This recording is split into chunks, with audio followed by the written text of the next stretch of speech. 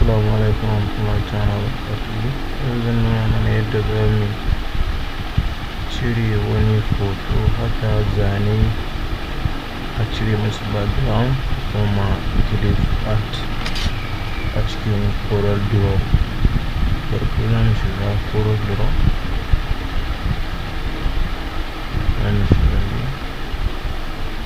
za mu yi Control I saurin shiga inda za mu shiga, kan zaɓi folder da inda abin da yake. Idan mun shiga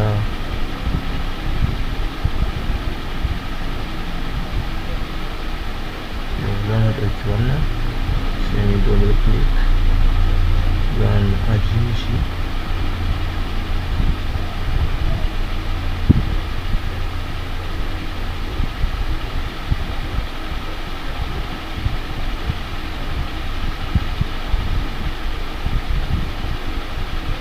Kamar yadda kuke gani gashi anan, za ku ga gefensa fari nan a gefensa.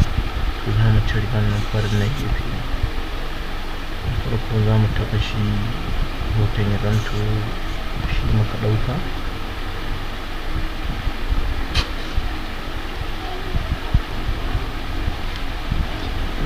Bayan mun ɗauko shi mun taɓa shi ya zanto shi muka ɗauka, idan muka zo nan sama za mu ga edit bitmap, za mu ga trace bitmap. Farko za mu shiga trace bitmap. Idan muka taɓa zai ba mu option, za mu zaɓi kalar yadda muke so hoton ya koma. Za mu yi amfani da line art. Shi nan yana yanke mana, za mu ga shi nan yana tafiya ya gama.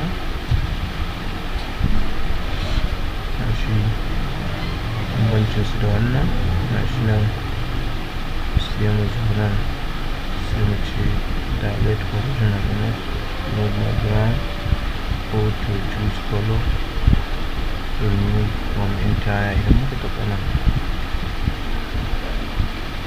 yau abin da zai faru, sai za mu ga shi a nan haka, sai mu zo nan sai mu ce ok.